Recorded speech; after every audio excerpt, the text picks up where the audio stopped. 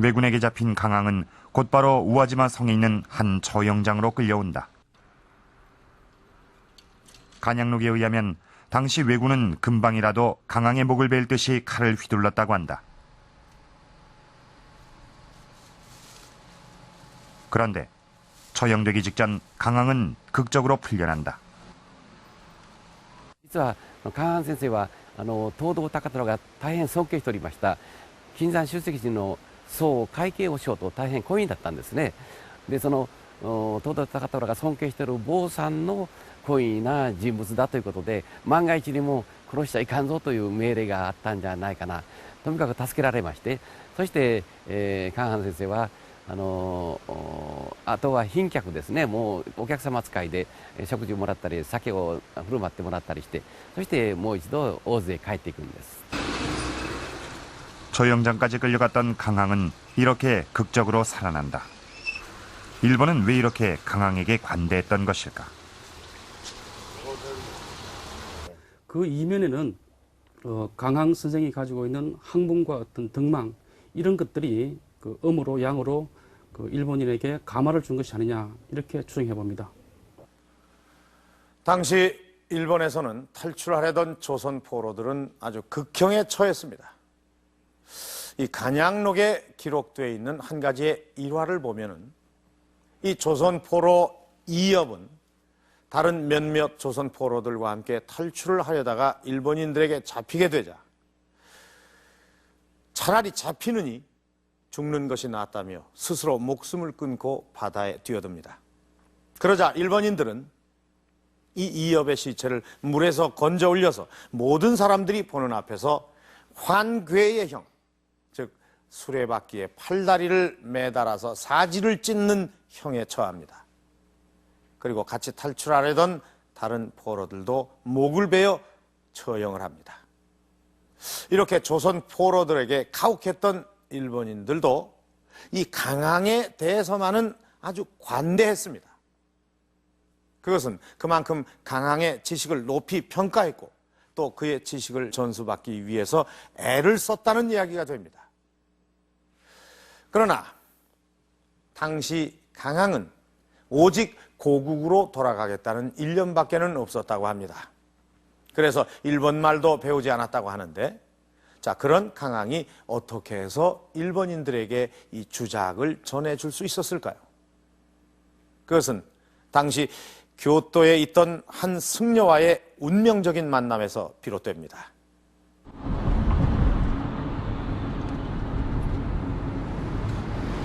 강항과 운명적인 만남을 가졌다는 승려는 누구일까?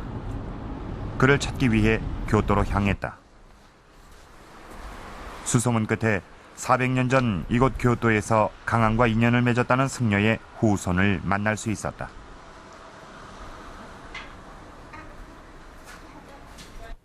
이것은下霊勢家に伝わります先祖代々のそれぞれ 올해 60세의 레이제이 타메이로 씨. 그의 집안에선 대대로 선조들의 모습을 초상화로 그려 보관하고 있었다. 선조들이 살던 그 시대에 그려졌다는 초상화는 너무도 잘 보존돼 있었다. 그중 강항과 인연이 있었던 인물은 레이제이 타메이로 씨의 11대 할아버지인 후지와라 세이카다. 그럼 후지와라 세이카는 어떤 사람일까?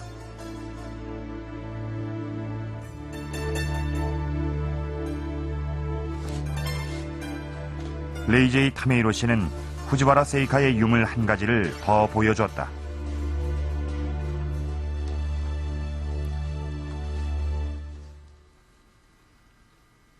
나무로 만든 둥근 공, 독특한 모양의 유물이었다.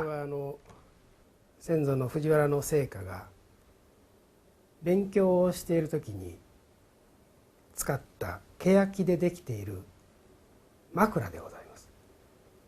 でどういう時に使ったかと言いますと、これをこういう形で枕にしてでうたた寝をしますとコロッと目が覚めるということで、常に勉強をする時にこの枕を使ったというように言い伝えを受けておりまして、それが今ずっとこのような形で残っていると。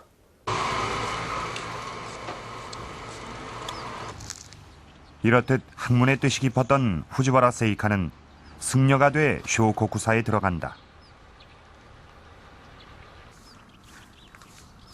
당시 일본에선 귀족의 자제들 중 학식이 높은 사람들은 대부분 승려가 됐다. のお坊さんというのは日本でいうと平安時代ですけども、平安いやもう少し前ですね、奈良時代ぐらいからですけども、みんなその貴族の息子が多いんですよね。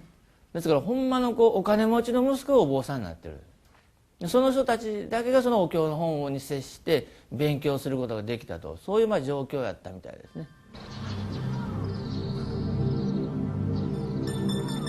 쇼코쿠사에 들어온 후지와라 세이카는 불경 공부에 빠져들었다. 그러나 불경 공부에 빠져들수록 후지와라 세이카는 또 다른 학문에 대한 갈증을 느꼈다. で彼は10代から20代の頃に非常に仏教に疑問を感じたわけです。というのは朝鮮から国使がやってきまして大徳寺に泊まります。でその時に彼はわざわざ朝鮮の国使に言葉を学びに行って、いわゆるその日本の仏教とは違う教え、儒教に目覚め始めます。 임진왜란이 일어나기 전 일본을 찾았던 조선 사신들을 통해 후지와라 세이카는 주자학을 접한다. 그러나 당시 일본엔 주자학이 제대로 보급돼 있지 않아 후지와라 세이카는 주자학을 공부할 기회를 갖지 못한다. この朱子学の言葉を具体的に知りたいと思ったのが、でたまたまこの韓藩がその東道藩に捕まっているということを聞き知って、 오주성이 있던 강항이 교토 후시미성으로 옮겨온 건 1598년 6월. 당시 임진왜란이 끝나자 조선의 전쟁터에서 돌아온 오주성의 성주 도우도 다카토라가 강항을 교토로 불러들인 것이다.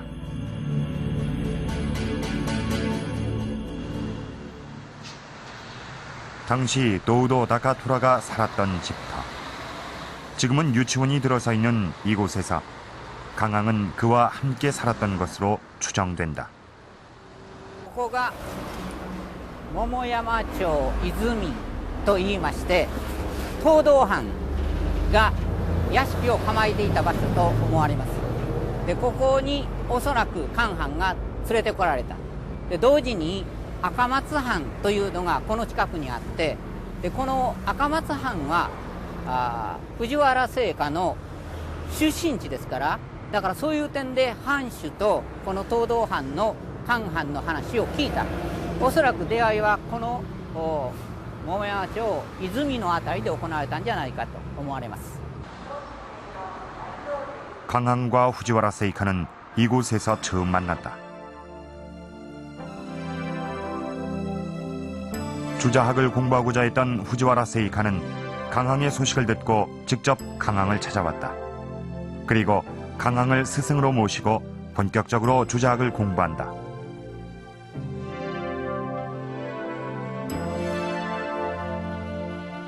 현재